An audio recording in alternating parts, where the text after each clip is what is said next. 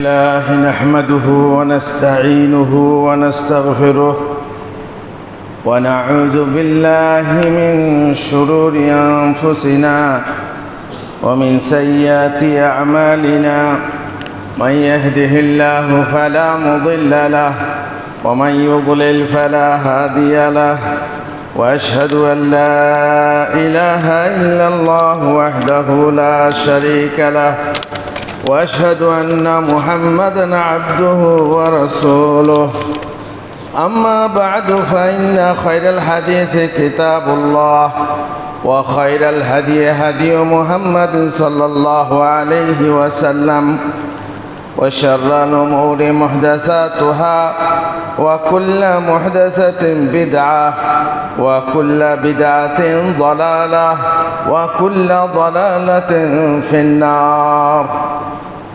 قال الله تعالى في كلامه المجيد: أعوذ بالله من الشيطان الرجيم. إن الذين جاءوا بالإفك عصبة منكم لا تحسبوه شرا لكم بل هو خير لكم لكل امرئ منهم ما اكتسب من الإثم والذي تولى كبره منهم له عذاب عظيم. জুমার দিনে উপস্থিত মায়েরা ও ভাইরা, যাবতীয় প্রশংসা আল্লাহর জন্য, যে আল্লাহ তাআলা সৃষ্টি করেছেন নারী ও পুরুষকে। পৃথিবীর যাবতীয় কার্য পরিচালনার পিছনে নারী পুরুষের হাত আছে, কিছু পুরুষের হাত, কিছু নারীর হাত। আল্লাহ তাআলা পুরুষদের মাঝে অনেক পুরুষকেই কামেল বানিয়েছেন, পরিপূর্ণ পুরুষ বানিয়েছেন, কিন্তু মহিলাদের মধ্যে কিছু মহিলা, পরিমাণের তুলনায় কম মহিলা, তারা পরিপূর্ণতা পেয়েছে, কামেল হয়েছে। তাদের মধ্যে একজন আমাদের শরঈ মা উম্মুল মুমিনিন আয়েশা রাদিয়াল্লাহু তাআলা আনহা। যে আয়েশা রাদিয়াল্লাহু তাআলা আনহা, যার অবদান ইসলামে অনস্বীকার্য, যার অবদান এত যে আমরা বলে শেষ করতে পারবো না, যার মর্যাদা ও মাহাত্ম্য এত যা আমরা কল্পনা করতে পারি না। তারই দু চারটি কথা আজকে আমি খুতবায় বলবো, যাতে আমাদের মা বোনেরা উৎসাহিত হয়, উদ্বুদ্ধ হয় সেই মহিলাদের মতো হতে, যে মহিলারা পরিপূর্ণতা লাভ করেছেন এবং জান্নাতের সুসংবাদ পেয়েছেন। ইতিপূর্বে মা আসিয়া, হাজেরা, এদের কথা বলেছি। আজকে আয়েশার কথা, যে আয়েশা সম্পর্কে মুহাম্মদুর রাসূলুল্লাহ সাল্লাল্লাহু আলাইহি ওয়াসাল্লাম বলেন: আয়েশা, আমি স্বপ্নে তোমাকে 3 বার দেখেছি। 3 রাত আমাকে স্বপ্ন দেখানো হয়েছে তোমাকে নিয়ে। জিবরিল ফেরেশতা তোমাকে এক রেশমের কাপড়ে নিয়ে এসে আমাকে বলেছেন, এই হচ্ছে তোমার স্ত্রী। বিবাহের আগে এই হচ্ছে তোমার স্ত্রী।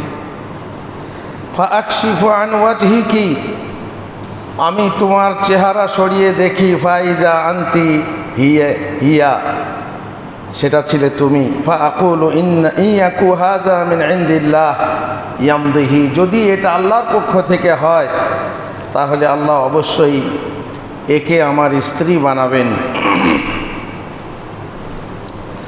আরও এক হাদিসে আছে যে আয়েশা রাদিয়াল্লাহু তাআলা আনহার পালি যখন থাকতো, রাসূলুল্লাহ সাল্লাল্লাহু আলাইহি ওয়াসাল্লামের পালি তার কাছে থাকতো, তখন তার কাছে লোকেরা বেশি হাদিয়া পাঠাতো, উপহার পাঠাতো। অন্য স্ত্রীর ঘরে থাকলে তত হাদিয়া পাঠাতো না। একবার সমস্ত মহিলারা, স্ত্রীরা এককাঠা হয়ে উম্মে সালামার কাছে এসে বললেন, ইয়া উম্মে সালামা, ওয়াল্লাহি ইন্নান নাস ইয়াতাহাররাউনা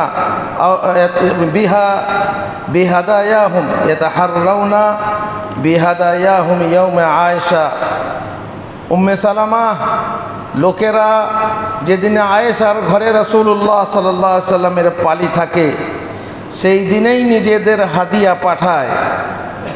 আমরা ওয়াইন্না নুরিদুল খায়ের কামা তুরিদু আয়েশা, আমরাও মঙ্গল চাই যেমন আয়েশা চায়।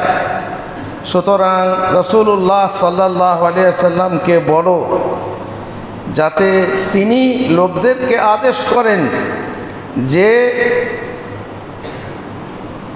যে যখন তিনি যার কাছে থাকবেন সেখানেই তারা যেন হাদিয়া পাঠায়, উপহার পাঠায়। قالت فذكرت ذلك فذكرت ذلك উম্মে সালামা সত্যই নবী সাল্লাল্লাহু আলাইহি সাল্লামের কাছে উল্লেখ করলেন এবং বললেন যে লোকদেরকে আপনি আদেশ করুন যেন তাদের হাদিয়া নিয়ে প্রত্যেকের কাছেই পাঠায়। তো রাসূলুল্লাহ সাল্লাল্লাহু আলাইহি সাল্লাম মুখ ফিরিয়ে নিলেন।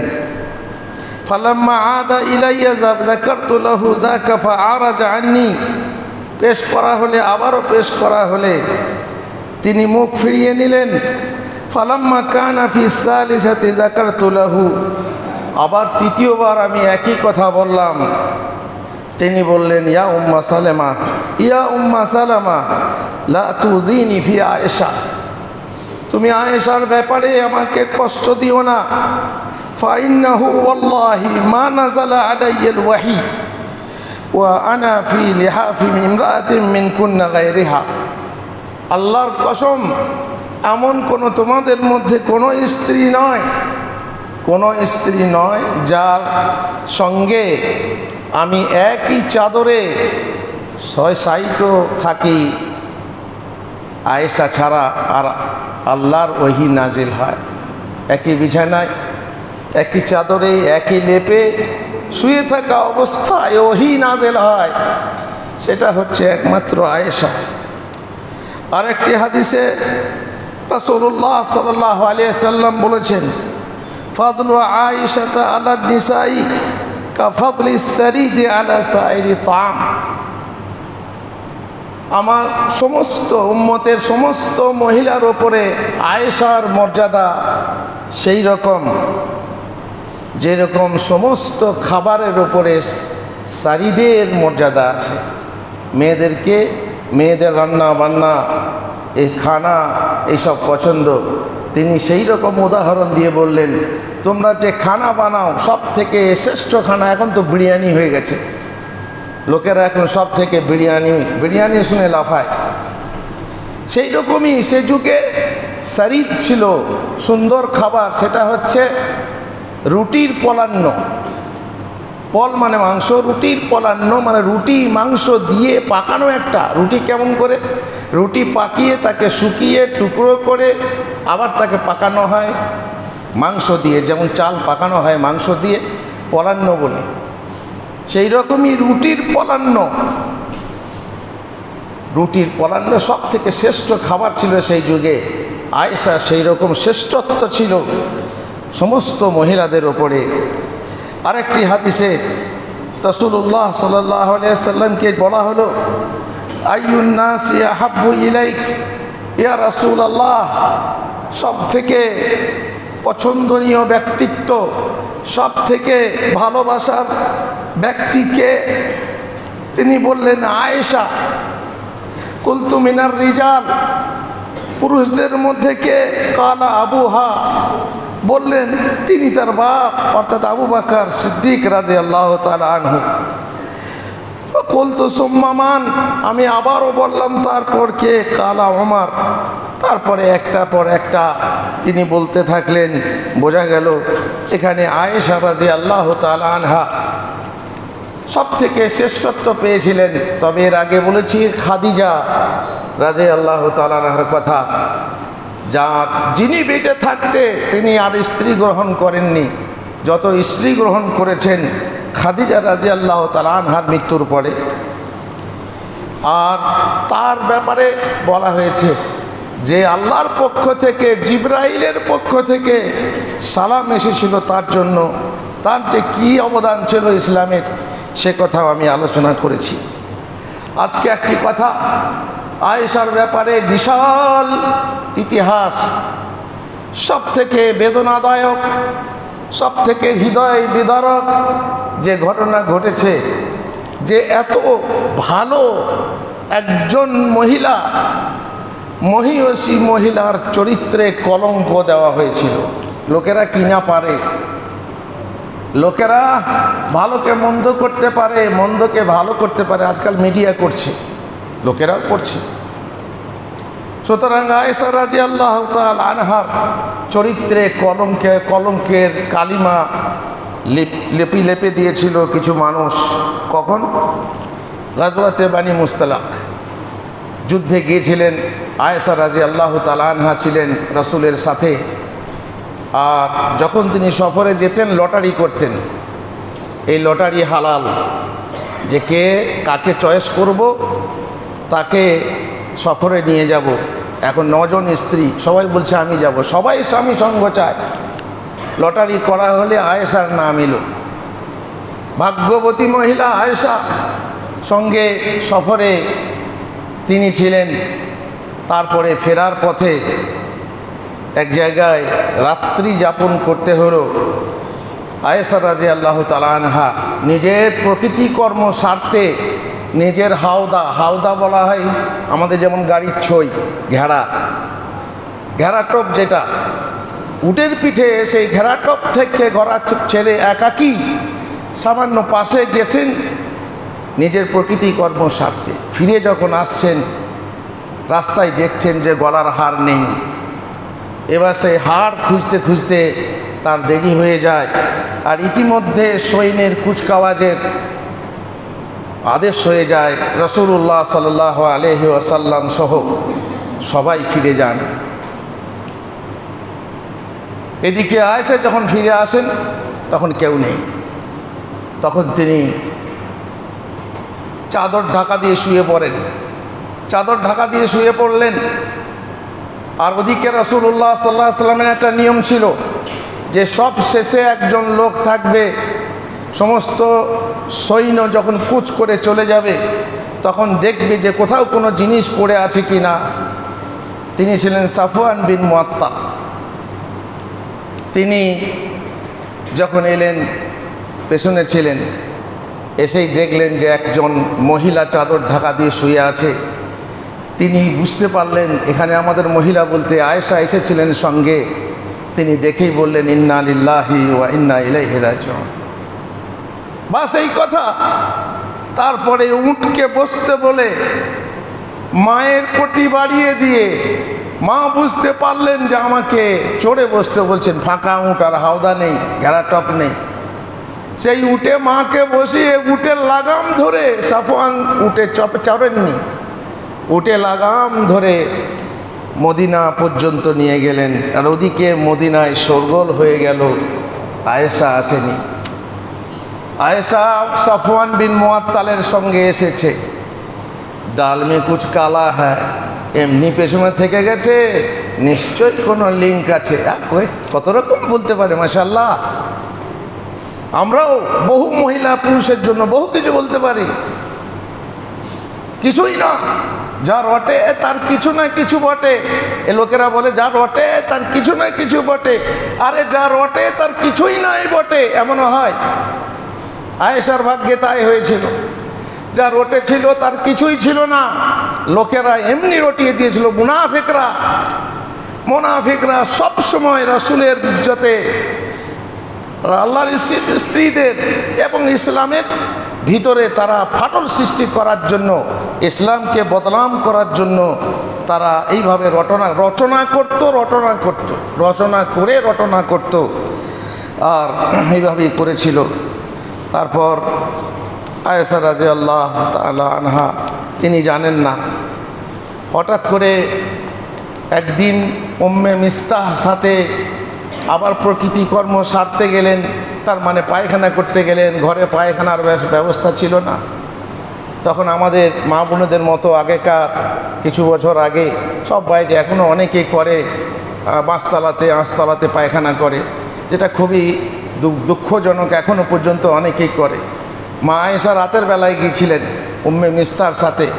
উম্মে মিস্তার গায়ের চাদর পায়ে লেগে তিনি পড়ে যেতে গিয়ে যখনই কথা বলেন, সেটা তার ছেলে মিস্তার ওপরে বদদোয়া দিয়ে কথা বলেন। আমরা যেমন ধূত তরিকা, ধূত ঘোড়ার ডিম, এসব নানা রকম কথা বলি। তিনি বললেন যে মিস্তার ধ্বংস হোক, মিস্তার খারাপই হোক, মিস্তাহ। আয়েশা রাদিয়াল্লাহু তাআলা বললেন, তুমি তোমার নিজের ছেলেকে লানত দিচ্ছ, গালি দিচ্ছ কেন? তখন উম্মে মিস্তাহ বললেন যে আয়েশা, তুমি জানো না লোকে তোমার বিরুদ্ধে কি রটিয়ে বেড়াচ্ছে, আর তার মধ্যে আমার ছেলে মিস্তাহ যে বদর যুদ্ধে অংশগ্রহণ করেছিল সেও সামিল হয়ে গেছে। হ্যাঁ, খারাপ লোকদের দলে ভালো লোকরাও কখনো কখনো, হ্যাঁ গো ও সত্যি হতে পারে ভালো লোকরা মিলে যায়। এই নোংরা এই মুনাফিকদের দলে কখনো কখনো শাকের পথে কাঠি বাজায়, খঞ্জনি বাজায় ঢোলের তালে, ভালো লোকরাও। হ্যাঁ, হতে পারে। বললেন খবরটা কি? যখন ঘটনা বললেন যে তোমার ব্যাপারে অপবাদ কলঙ্ক রটাচ্ছে সাফওয়ান বিন মুআত্তালের সাথে তোমার কোনো সম্পর্ক আছে। নাউযুবিল্লাহি মিন যালিক। মা আয়েশা রাদিয়াল্লাহু তাআলা আনহা তখন বুঝে গেলেন নবী করিম সাল্লাল্লাহু আলাইহি ওয়াসাল্লামের যে ব্যবহার ছিল সেই ব্যবহার বদলে গেছে।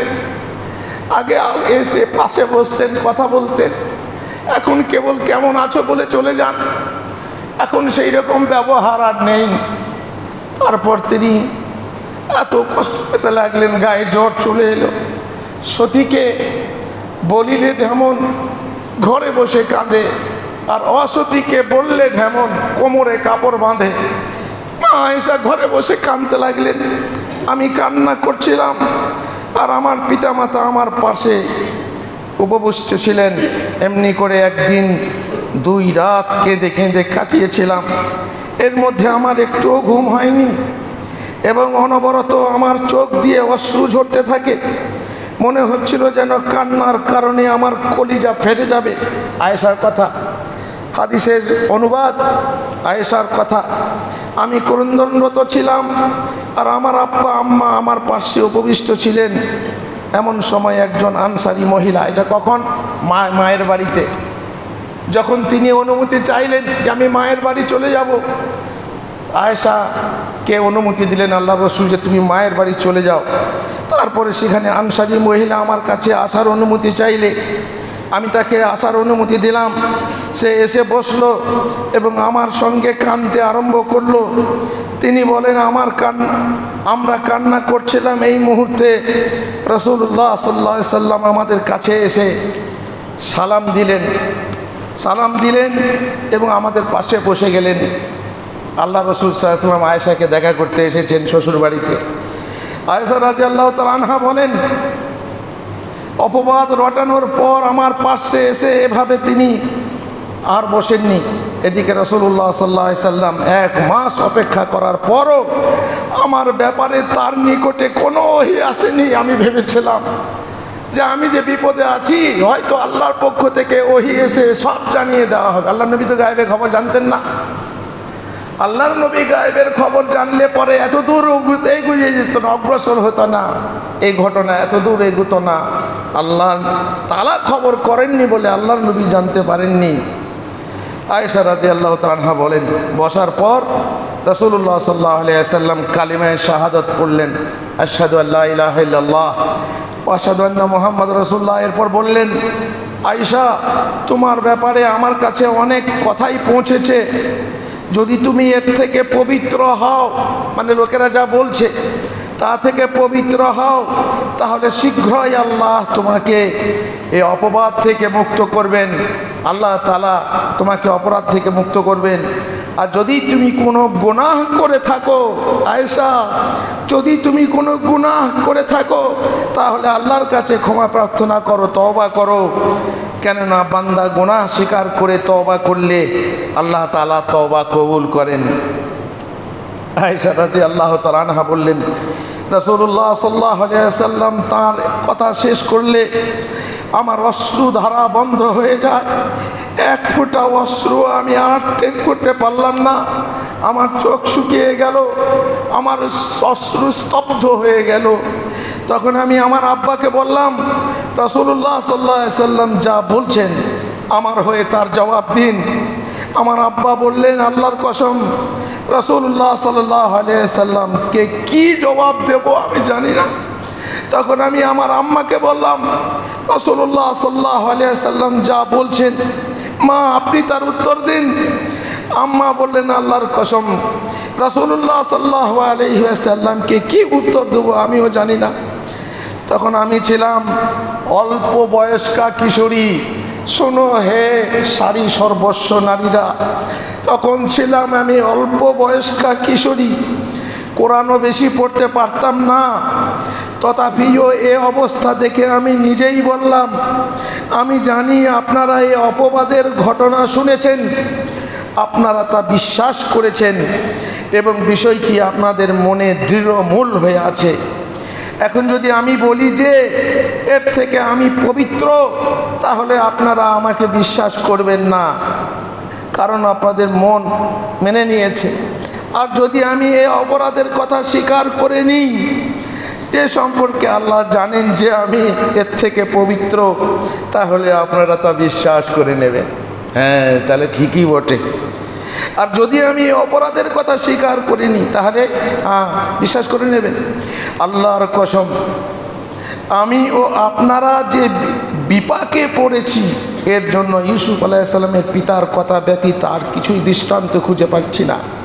তিনি বলেছিলেন, ফাসাবরুন জামিল, ফাসাবরুন জামিল, পূর্ণ ধৈর্যই শ্রেয়।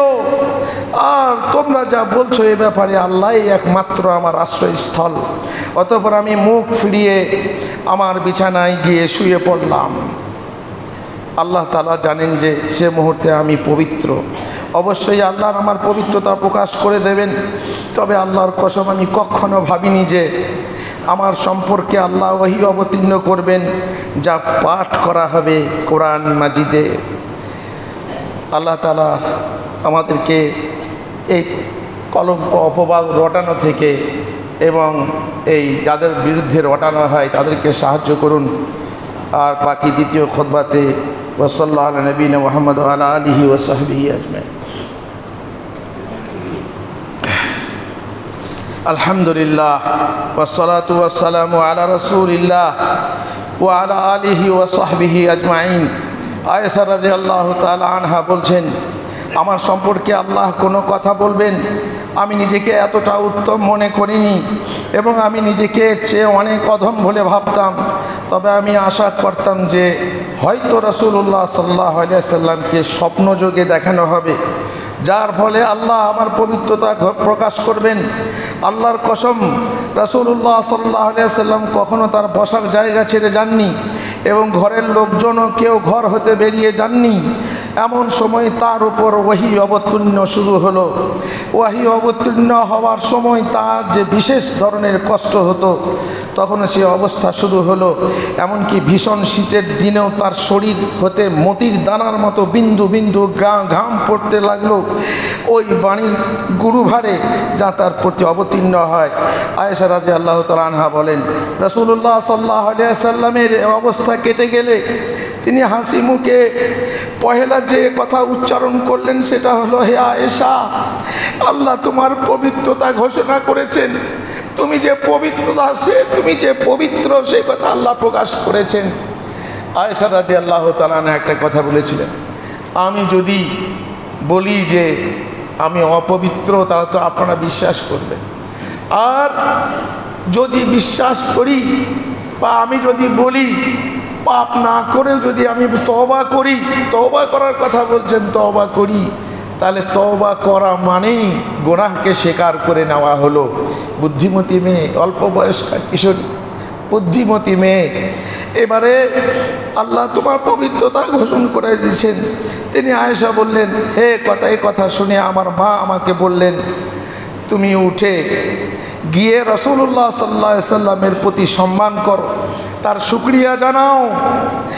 আমি বললাম, আল্লাহর কসম আমি তার দিকে উঠে যাব না, মহান আল্লাহ ব্যতীত আর কারো প্রশংসা করব না, কারো শুকরিয়া আদায় করব না। আয়েশা বললেন, আল্লাহ আমার পবিত্রতার ব্যাপারে যে 10টি আয়াত অবতীর্ণ করেছেন, সে 10টি আয়াত আমি প্রথমে শুরুতে পড়েছি। যদি পবিত্রতা ঘোষণার জন্য শুকরিয়া আদায় করতে হয় আল্লাহর করব। আর আমার স্বামী নবী সাল্লাল্লাহু আলাইহি সাল্লাম আরও 5টা লোকের মতো তিনিও সন্দেহে পড়েছিলেন, দ্বিধা দ্বন্দ্বে ভুগছিলেন। সুতরাং তার শুকরিয়া আমি আদায় করব না, যদি করতে হয় মহান আল্লাহ তাআলা করব, যিনি আমাকে পবিত্র ঘোষণা করেছেন। 10টি আয়াতের মধ্যে সংক্ষেপে তার অনুবাদ হলো, যারা এই অপবাদ রটনা করেছে তারা তো তোমাদেরই একটি দল। এই ঘটনাকে তোমরা তোমাদের জন্য অনিষ্টকর মনে করো না, বরং এও তোমাদের জন্য কল্যাণকর। তাদের প্রত্যেকের জন্য আছে কঠিন শাস্তি। এ কথা শোনার পর মুমিন পুরুষ এবং নারীগণ কেন নিজেদের বিষয়ে সৎ ধারণা করেনি এবং বলেনি যে এটা তো সুস্পষ্ট অপবাদ। আরে তো মুনাফিকরা তো করবে, যারা পচা লোক তারা তো করতেই পারে, তুমি ভালো হয়ে কেন বিশ্বাস করলে? তুমি কেন বললে না যে এটা অপবাদ?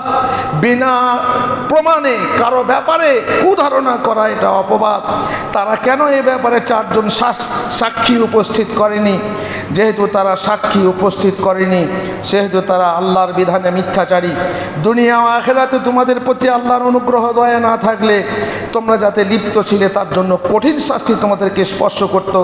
তখন তোমরা মুখে মুখে এই মিথ্যা ছড়াচ্ছিলে, যখন তোমরা মুখে মুখে এই মিথ্যা ছড়াচ্ছিলে এবং এমন বিষয় মুখে উচ্চারণ করছিলে যার কোনো জ্ঞান তোমাদের ছিল না, এবং একে তোমরা তুচ্ছ ব্যাপার বলে ভাবছিলে, অথচ আল্লাহর কাছে তা ছিল খুবই গুরুতর ব্যাপার। এবং এ কথা শোনা মাত্র তোমরা কেন বললে না? এ বিষয়ে বলাবলি করা আমাদের জন্য উচিত নয়। আল্লাহ মহান, পবিত্র, মহান। এ এক গুরুতর অপবাদ। আল্লাহ তোমাদেরকে উপদেশ দিচ্ছেন, যদি তোমরা মুমিন হয়ে থাকো তাহলে কখনো অনুরূপ আচরণের পুনরাবৃত্তি ঘটাবে না। আল্লাহ তোমাদের জন্য তার আয়াতসমূহ বিবৃত করেন এবং আল্লাহ সর্বজ্ঞ প্রজ্ঞাময়। যারা মুমিনদের মধ্যে, শোনো, যারা মুমিনদের মধ্যে অশ্লীলতার প্রসার কামনা করে, ওর ঘরে পাপ ঢুকুক, হাজি সাহেবের ঘর পাপ ঢুকুক, ভালো লোকের ঘর পাপ ঢুকুক, পাপ ঢুকিয়ে দিতে চায়, তাদের জন্য আছে দুনিয়া ও আখিরাতের মর্মন্তুদ শাস্তি। আল্লাহ জানেন, তোমরা জানো না। তোমাদের প্রতি আল্লাহর অনুগ্রহ দয়া না থাকলে তোমাদের কেউই অব্যাহতি পেত না। আল্লাহ দয়ার্দ, পরম দয়ালু। এই কটি আয়াত যখন অবতীর্ণ হলো, আয়েশার পবিত্রতা ঘোষণা করে, তখন সবাই আশ্বস্ত হলো এবং বুঝে গেল। তারপরে যে যা পাপ করেছিল তাকে শাস্তি দেওয়া হয়েছিল। 80 করে চাবুক লাগানো হয়েছিল মুনাফিকদেরকে, এবং যে মুসলিমরা জড়িয়ে গিয়েছিল, ভালো লোকরাও জড়িয়ে গিয়েছিল। কবি হাসান বিন সাবিত তিনিও জড়িয়ে গিয়েছিলেন। সবাইকে চাবুক লাগলো এবং শাস্তি দেওয়া হলো। আল্লাহ আমাদেরকে হেদায়েত করুন, এইসব ঘটনা থেকে শিক্ষা নেওয়ার জন্য তৌফিক দান করুন। আল্লাহুম্মা সাল্লি আলা মুহাম্মদ ওয়া আলা আলি মুহাম্মদ কামা সাল্লাইতা আলা ইব্রাহিম ওয়া আলা আলি ইব্রাহিম ইন্নাকা হামিদুম মাজিদ। আল্লাহুম্মা বারিক আলা মুহাম্মদ ওয়া আলা আলি মুহাম্মদ কামা বারাকতা আলা ইব্রাহিম ওয়া আলা আলি ইব্রাহিম ইন্নাকা হামিদুম মাজিদ। ربنا آتنا في الدنيا حسنة وفي الآخرة حسنة وقنا عذاب النار. ربنا ظلمنا أنفسنا وإن لم تغفر لنا وترحمنا لنكونن من الخاسرين. وصلى الله على نبينا محمد وعلى آله وصحبه أجمعين.